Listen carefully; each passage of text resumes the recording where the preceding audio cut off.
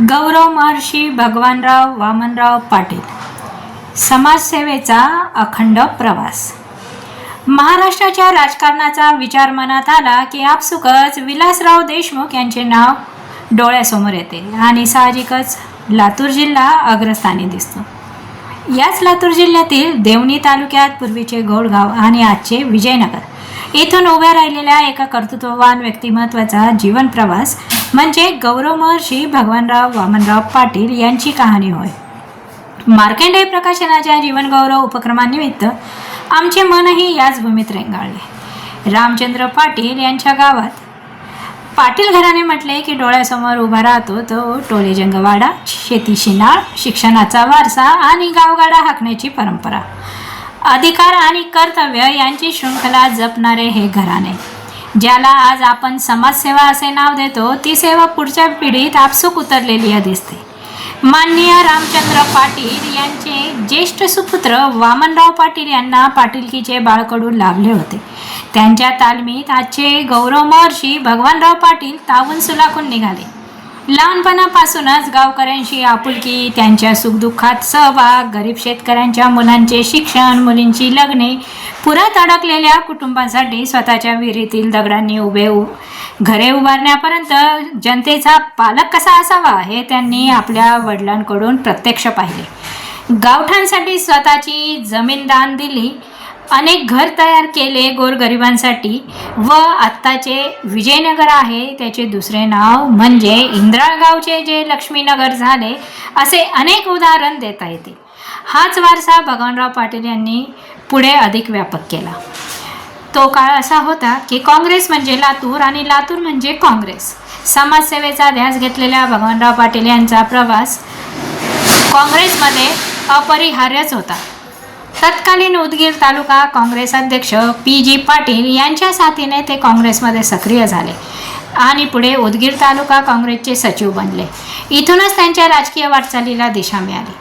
Market कमिटीचे सदस्य व सभापती, इथून परत 2.5 वर्षाचा जिल्हा परिषद सदस्य काळ, तर 2.5 वर्षे उपाध्यक्ष, शेतकऱ्यांशी धनलक्ष्मी समजल्या जाणाऱ्या लातूर जिल्हा मध्यवर्ती बँकेचे सदस्य अशी जबाबदारीची पदे तब्बल 15 वर्षे समर्थपणे पेलण्याची किमया त्यांच्या नावावर आहे. अशा व्यक्तीला जिल्ह्याच्या राजकारणात संधी मिळावी ही सर्वांची अपेक्षा होतीच. ज्येष्ठ नेते पी.जी. पाटील, जिल्हा काँग्रेस अध्यक्ष शीलाताई पाटील आणि दिलीपजी देशमुख यांच्या शिफारसीने भगवानराव पाटील जिल्हा परिषद निवडणुकीत उतरले.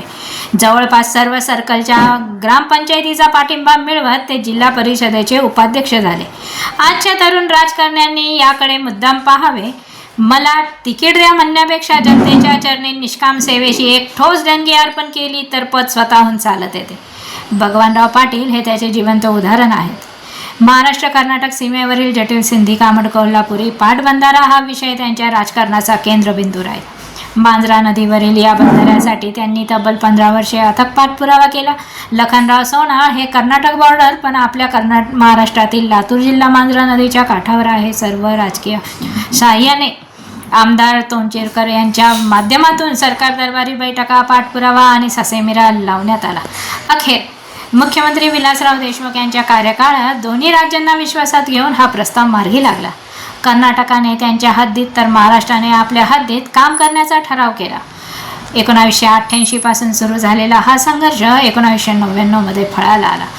2002 मध्ये भगवानराव पाटील जिल्हा परिषद सदस्य झाले. अखंड परिश्रमाचे हे फलित होते. पदाधिपती झाल्यावरही ते थांबले नाहीत. देवणी तालुक्यात शेती व आरोग्यविषयक मेळाव्यांची मालिकाच त्यांनी उभी केली. स्वतःच्या शेतीत मडका ठिबक संकल्पना राबवून टरबूज, पपईसारखी पिके यशस्वी करून दाखवली. शेतकऱ्यांना स्वखर्चाने मोफत औषधे वाटून आदर्श निर्माण केला. रेशीम उद्योगाला चालना दिली तर 8 साठवण तलाव उभारले आणि संपूर्ण परिसर शेतीसाठी पूरक बनला. त्या काळी पुरुष नसबंदी सामाजिकदृष्ट्या आव्हानात्मक असताना प्राथमिक आरोग्य केंद्राच्या मदतीने त्यांनी त्याला प्रोत्साहन दिले. आपल्या आधुनिक विचारसरणीची चुणूक दाखवली तर शेतीपूरक व्यवसाय म्हणून दुग्ध व्यवसायासाठी मुरा जातीच्या पारड्याचे वाटप करून शेतकऱ्यांना आधार दिला. शिक्षण व्यवस्था ही अशा कर्मयोगापासून दूर राहत नाही. प्रवीण शिक्षण प्रसारक मंडळ देवणी अंतर्गत 9 शाळा त्यांचे कार्य भगवानराव पाटील आपल्या ज्येष्ठ कन्या वैशाली पाटील यांच्या सहकार्याने पाहतात. माध्यमिक व उच्च शिक्षणाचे जाळे उभे राहिले तर पर्यावरण संवर्धनातही ते अग्रणी ठरले. गावठाण परिसरात सुमारे 60 एकर आणि दत्त मंदिर परिसरात 72 एकर क्षेत्रात वृक्ष संवर्धन करून त्यांनी वन्यजीवांचे अधिवास निर्माण केले. हरणी, कोल्हे, रानमांजर यांचे आश्रयस्थान बनलेला हाच परिसरात छोटासा पाणी साठवण तलाव तयार केला गेला. मुक्या प्राण्यांसाठी हे परिसर म्हणजे हरित लातूर संकल्पनेचा कणा आहे. वृक्षारोपण ही कला असली तरी वृक्ष संवर्धन ही साधना त्यांनी तपस्येने केली. पाटील घराण्यातील 5 भावंडे समाजसेवेचे वेगवेगळे पैलू उजळून टाकतात. बंधू सुरेश पाटील 25 वर्ष सरपंच, ऑर्गॅनिक गुळापासून रोजगार निर्मिती, हागणवारी मुक्त गाव, सरकारी सर्व योजना राबवणे, पानद रस्ते 23 किलोमीटरची उभारणी करणे. सुरेश पाटील यांना पण महाराष्ट्र शासनाचा पुरस्कार मिळालेला आहे. Doctor Vinayakrao Patil Olive hospital Mumbai, Vinayak Patil multispecialist hospital Deoni व बालाजी हॉस्पिटल उदगीर येथे रुग्णालयातून माफक दरात उपचार देतात. उमेश पाटील हे श्री दत्त माध्यमिक व उच्च माध्यमिक शैक्षणिक संस्थेत प्राचार्य आहेत. तर doctor Ramesh Patil Malaysia specialist व हत्तीरोग तज्ज्ञ नांदेड येथील सेवानिवृत्त आरोग्य अधिकारी आहेत. हे साऱ्या परंपरेच्या मुळाशी आहे. शिक्षणासाठी झटलेली आजी तर आत्या. उदगीर येथे 16 मुलांमुलींचे व पाहुण्यांतील 6 मुलांना शिक्षणासाठी नेऊन राहिलेली ती माऊली. स्त्री शिक्षणाला पोषक वातावरणापासूनच आज बहिणी सरपंच, प्राध्यापक, वकील, शिक्षक म्हणून कार्यरत आहेत. या प्रवासात डॉक्टर ललिताताई पाटील यांचा मोलाचा वाटा दुर्लक्षित करता येणार नाही. भगवानराव पाटील यांच्या पत्नी ललिताताई पाटील कुटुंब, परंपरा, शिक्षण संस्था आणि राजकीय आयुष्यातील चढ उतार सर्वांना समर्थपणे सांभाळणाऱ्या त्या खऱ्या अर्थाने कुटुंबाचा कणा आहेत. वैशाली, वर्षा, मेघा, स्नेहा, शीतल आणि अश्विन शिक्षित, कर्तृत्ववान, अपत्ये आणि IT क्षेत्रातील सून ही सरस्वती व लक्ष्मीच्या संगमाची दुर्मिळ उदाहरणे आहेत. अशा या समाज, शिक्षण, शेती, पर्यावरण आणि राजकारणात अखंड योगदान देणाऱ्या गौरव महर्षी भगवानराव वामनराव पाटील यांना मार्कंडेय प्रकाशनाचा जीवन गौरव प्रदान करताना आम्हाला अपार आनंद आणि अभिमान वाटतो. त्यांना त्यांच्या पुढील वाटचालीस शुभेच्छा.